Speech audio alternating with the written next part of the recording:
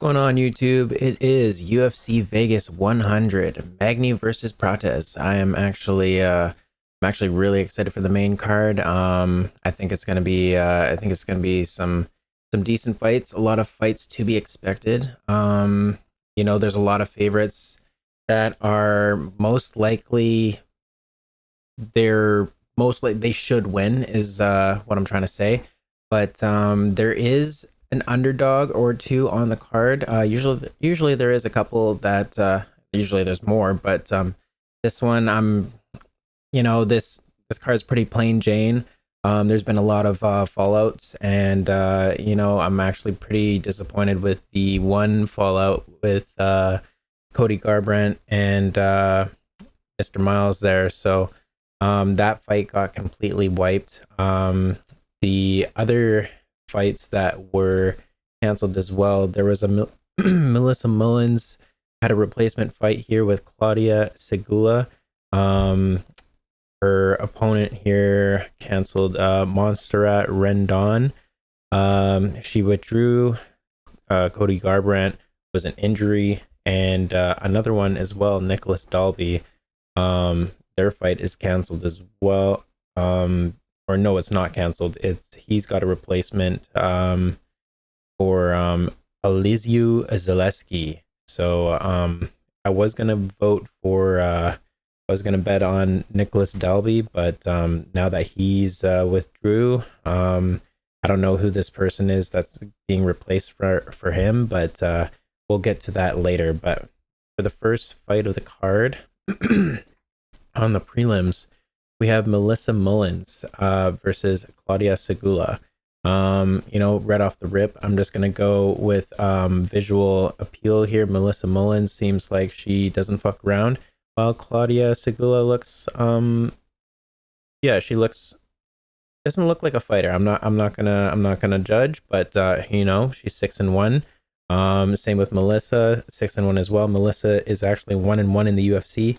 Her last fight she won, and the fight prior to that in her debut, I believe she was finished. So prior to that, she was doing all right. I think she's a ground specialist, so I'm thinking Melissa Mullins is probably most likely. I've seen a little bit of Klaudia Sygula striking, and it's not too impressive. We're gonna have to go with Melissa Mullins, probably by decision. By points, we'll go either by points, or I want to say, if you want to do a risky bet, I would say round 2.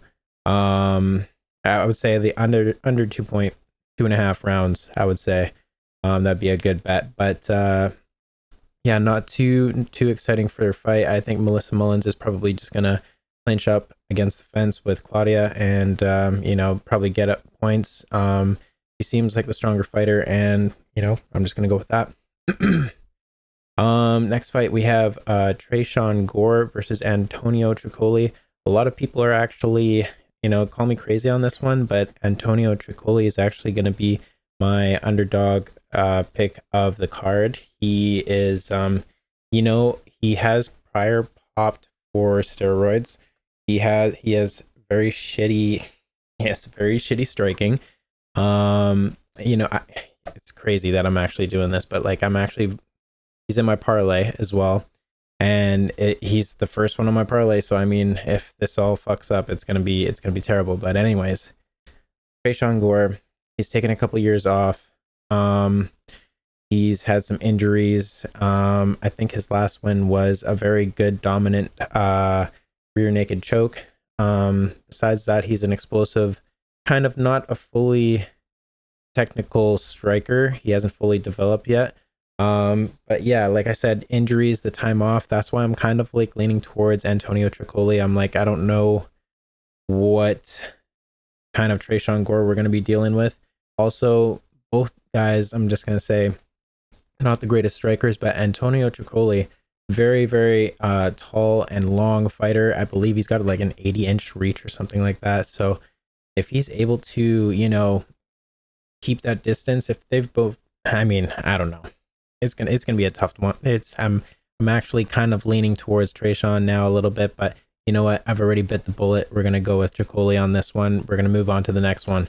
Cody Stamann and Damon Blackshear. So Damon Blackshear, 14-7. Cody Stamann, 21-7. He's been in the UFC for a long time.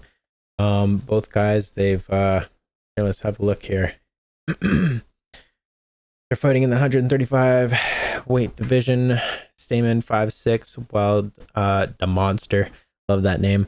He's 5'10". He's got 4 inches of height on him with a reach. Holy moly. Okay, so he's got an 8-inch reach advantage.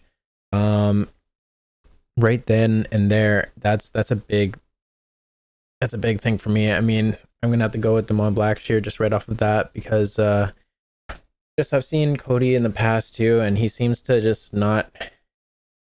I don't think Damon Blackshear is gonna finish him, but I think he'll take him to a decision. 14-7. Cody Stamann 21-7. He's been in the game for a long time, Cody Stamann. But if he does get the dub, I will be very, very surprised. But Damon Blackshear, I believe, is a very heavy underdog, or very heavy favorite in this matchup here. But on to the next one. Charles Radtke versus Matthew Semelsberger. We got Matthew basically is a 11-7 fighter.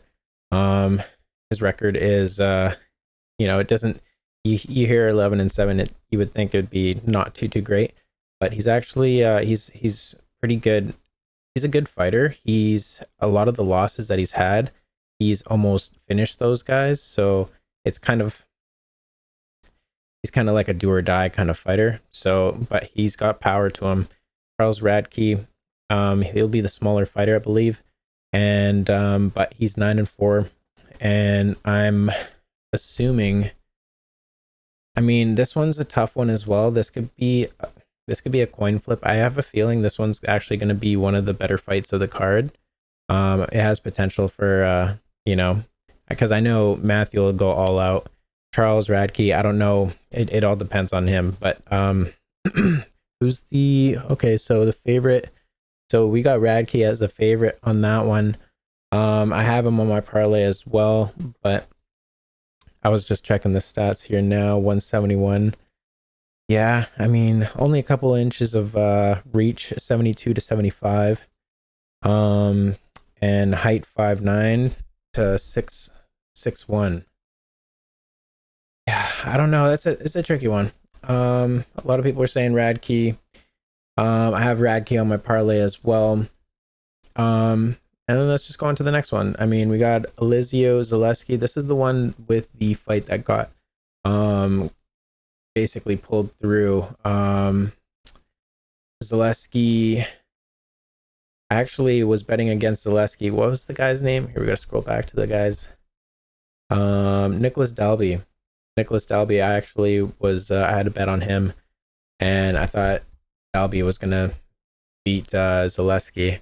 But I mean, it wasn't gonna be a hard fight. I think Zaleski hits hard like a motherfucker too. So now I have to kind of lean towards Zaleski's side and put a bet on him instead of this Zach Scroggin guy, because I have no idea who he is, even though he's 7-1. But let's have a little peek here. I don't think he's got that from the UFC.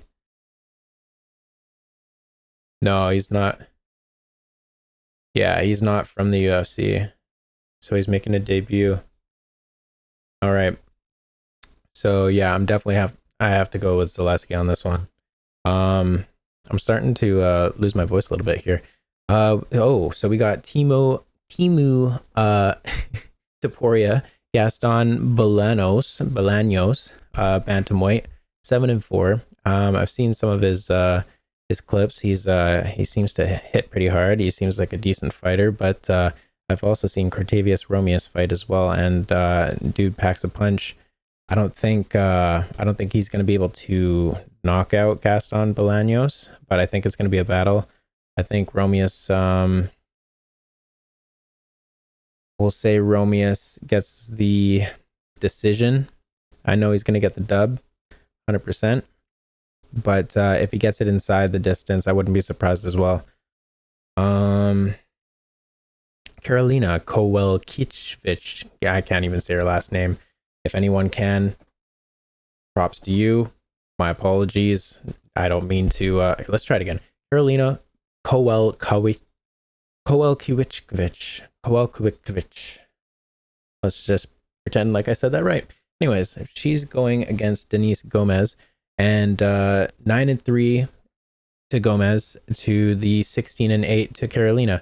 Karolina is also, I believe, on a win streak of 3 or 4, I believe, and age is coming upon her. She's 39 years old. Yes, going against a 24-year-old hungry as hell Denise Gomes, 9-3. So she's ranked number 16, Karolina. Denise Gomes, number 19. I think what's the reach advantage here? The reach advantage actually goes to Karolina, which is and the height just by 1 inch on both sides. But I just think it's gonna be Gomes within. If she makes it to the second round, I'm gonna say Denise Gomes finishes within the second round, for sure. I don't think it's gonna go to the distance. I just think Karolina, she's a great striker, knows good footwork and everything, but I just think that she's just gonna end up, Father Time is just catching up to a lot of these OGs that have been in the game. A lot of these granite chins this year going, RIP to Max's chin for the first time ever, which is, very upsetting. Anyways, Mansur, Abdul, Malik. He, I believe, is one of the biggest favorites of the card, going against Dusko, Todorovic. Man, I'm having a good time. Dusko, Todorovic. Anyways, believe big favorite. Yeah, 375 favorite. I have him also on the parlay as well. I have a couple of people that are saying Dusko's gonna get it. Big underdog. Not saying he's a bad fighter. It's just that he was knocked out recently, and he's coming back. And I think it's a little bit too soon. So, and he's going against Mansur Abdul Malik. So he's a heavy hitter, and I feel like there's gonna be a KO, another KO.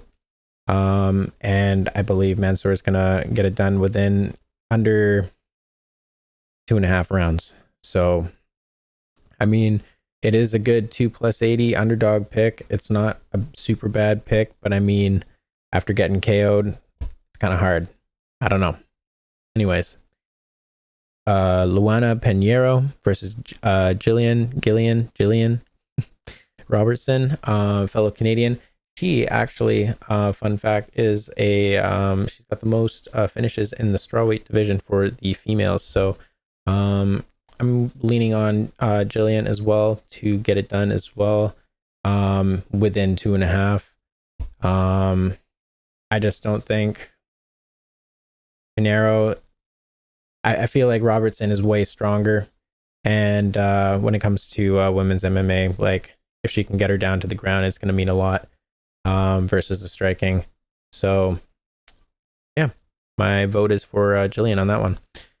Next up, we got the debut of Rainier de Ritter, a fellow lightweight, heavyweight, and I believe heavyweight as well. Belts. I don't know, current belts. Or just like I haven't seen any of his clips. To be honest, but I know that Mearshart is a dog, and he's 37-17. He's been in the UFC for a long ass time, and Rainier is actually going down a weight class, so I think this is for the first time possibly on his behalf. So this is a big change, especially for someone that's been in 2 different weight classes above that. So I mean, we're talking Alex Pereira. Like if he's done it, I mean, anyone can do it, I guess, but no, he's a special breed, I guess. But anyways, I just think Mearshart, he's how old is he? He's getting up there now, right? 36 years old too, 185-pound division. I mean, we got some heavy hitters, and Father Time slows you down. I know Gerard Mearshard, he pulls these crazy ass upsets towards the last rounds. If you guys get tired in any sense, you know, he's going to take advantage of that. So, I mean, if his cardio keeps up with that, I'll lean towards him towards the end, later rounds. But I'm gonna have to go with the fresher debut fighter coming in, a lighter weight too, 17-2. I mean, to have him go against Mearshard, I mean, this could be, how old is he too? He's 34 years old. Shit, I don't know. This could be his time for you know, making his name on the leaderboard. So if he really wants to put you know, Mearshard's, you know, no joke either, so he's hard to put out. So if he can do that, Rainier's got himself put himself in contendership there. Well, not contendership, but like, you know, he's put himself on the board. Next up we have Ricky Tercio and Bernardo Sopaj. So my boy Ricky, I believe he's actually part Filipino as well. Gotta rep Ricky, but you know, I gotta go against him on this one. I have on the last couple of them, and just seeing the takedown defenses, he gets taken down every fight, and it's very difficult for him to, you know, win rounds when he's just playing off his back. So I'm gonna have to go with Bernardo Sopaj. I know he's gonna want him, just rush, take him down, do those things, and if he does, which he most likely will, he's gonna edge out the rounds. I don't think it's gonna be a finish though. I don't think it's gonna be a knockout. That's what I'm saying, like a TKO, maybe a submission, but I don't think it's gonna be. I think it's gonna be a KO. We'll see though. Anyways, I don't think it'll go to the decision. Anyways, and then we have the main card: Neil Magny versus Carlos Prates. Sorry, I'm like, my mouth is getting dry here. Oh, all right. Carlos Prates versus Neil Magny. Neil Magny was the dark horse of the division for a very long time. Just wasn't, I feel like he didn't get his time to shine at his prime. You know, I feel like he's past that, and now he's slowly going on the decay, but he's, you know, he's no joke either, man. Like he'll go and fight these underdogs, and he'll fight anybody whenever. So props to him, especially considering Neil Magny, I believe, was just knocked out recently, not too long ago, within the first round. I can't remember by who it was. I'm drawing a blank, but he's actually getting back into the game real quick. I mean, I don't know if it's for the money because he's a main eventer, but Carlos Prates is no joke, bro. Like, if you guys don't know the fighting nerds, these guys got aura like fucking no other. It's crazy. But anyways, you guys got to check them out. They're sick. Carlos Prates has got this crazy Muay Thai style. He's been fighting since, like, I think it was 2016. So he was like, was it 2016 or? And yeah, anyways, he's young as fuck still too. Like, and he's a G, like smokes and drinks and seems like he doesn't give a fuck, but like he has got striking like he's got like this kind of Anderson style, kind of like striking a little bit, except a little bit less kicking and a little bit more like striking, like with his hands a little bit. But you got to check him out if you haven't already. But I mean, Neil Magny's no joke either. If he takes you down to the ground, his ground submissions are like no other. So, I don't know if Prates is fully been tested on the ground like that. But I mean, if it stays standing, I think Prates has got a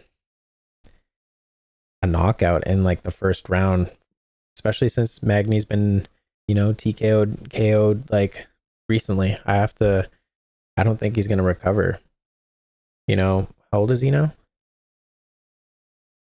He's 37 years old right now. So I mean, you know, Father Time's ticking, man. He's got about like another couple years, and you know, shit's gonna go like downhill. You know what I mean? Unless you got that like crazy genes in you. But I just think Prates has got this all over Magny. Besides that, I mean, I think it's a pretty simple card. It's a pretty basic one. There's a lot of favorites that are, you know, expected to win. So, if you do a parlay, I would probably, honestly, my parlay for this one would probably be, now with the changes and the cancellations and everything, I gotta go over it again, but Melissa Mullins is a for sure lock. He's gonna get it. Antonio and Tresean Gore, this is a coin flip. I wouldn't put this in your parlay, to be honest, but if you're risking it for the biscuit, I'm putting Trocoli on mine. Damon Blackshear should get this. He should have this in the bag. Cody Stamann, I think he's gonna be on his way out here. Matthew Semelsberger and Charles Radtke. This is gonna be a coin flip battle as well. So, I mean, that's another one to put in your parlay if you want to. I think Matthew is the underdog in that one. He's actually not a bad underdog. I would probably say he's like one of the higher underdogs that I would put on the list as well. So if you want to put him on there as well, but I'm playing it a little bit more safe-ish, I'm going to have to go with Radtke on this one. And then Elizeu Zaleski, I'm putting him 100% down, a lock. Cortavious Romious, lock. And we're going to put Denise Gomes on the lock. And Mansur, no, this could be a risky one. This could be a risky one, but I'm going Mansur, Jillian, and Rainier de Ritter, Sopaj, and Prates. So that's my list. That's the hit list. I hope you guys have a great night. If you guys enjoy the content, this is the first video I've ever done. We're going to continue doing this weekly or every other week. Different content, card ripping, and we'll see how this goes. All right, take it easy.